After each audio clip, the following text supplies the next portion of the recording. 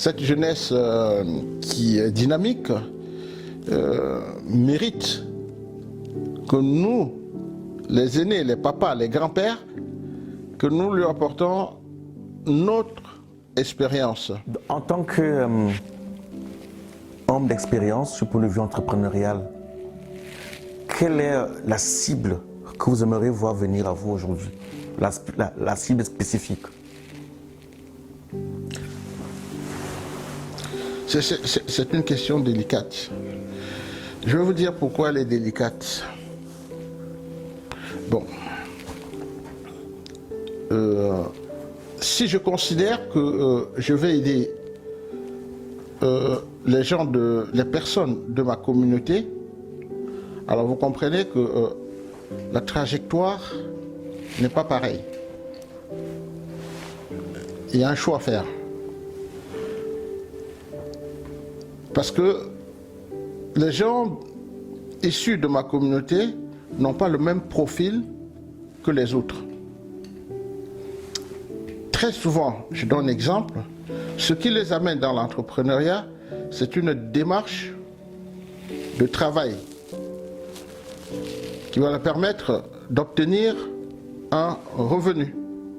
Mais comme ils n'ont pas le travail, ils se disent, bon, mais je vais me lancer dans le business pour pouvoir obtenir le revenu. Donc, par rapport à ces personnes, moi je suis ouvert. Je les apporte la connaissance que je peux. Voilà. Pour les autres qui n'ont pas ce profil, on est toujours ouvert. Je suis toujours ouvert, puisque pendant longtemps, j'ai dirigé un grand cabinet et on ne sélectionnait pas les clients. Les clients venaient, on a des compétences, on ne les a pas. On les accompagne. Voilà. Vous savez, quand on dirige un cabinet de conseil, il faut déjà avoir un certain nombre de compétences, de variables dans la tête pour s'ouvrir au public. La sélection se fait de toute façon sur le terrain. Quand il sort de chez vous et qu'il n'est pas satisfait, ça se sait très vite dehors.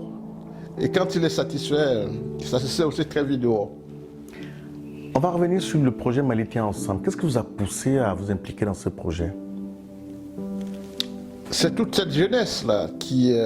je pense que cette jeunesse qui est dynamique mérite que nous, les aînés, les papas, les grands-pères, que nous lui apportons notre expérience, notre aide et le souffle des anciens, pour ceux qui y croient.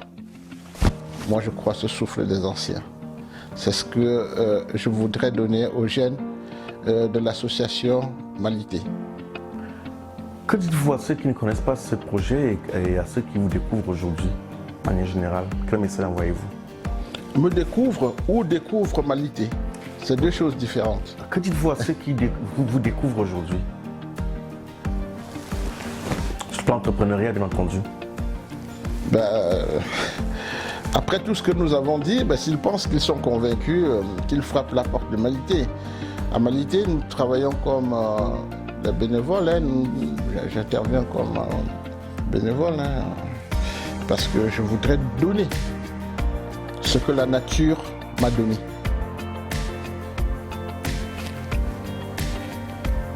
Le mot de la fin? Il est à vous. Vous allez me dire si j'ai été convaincant ou pas, et si je suis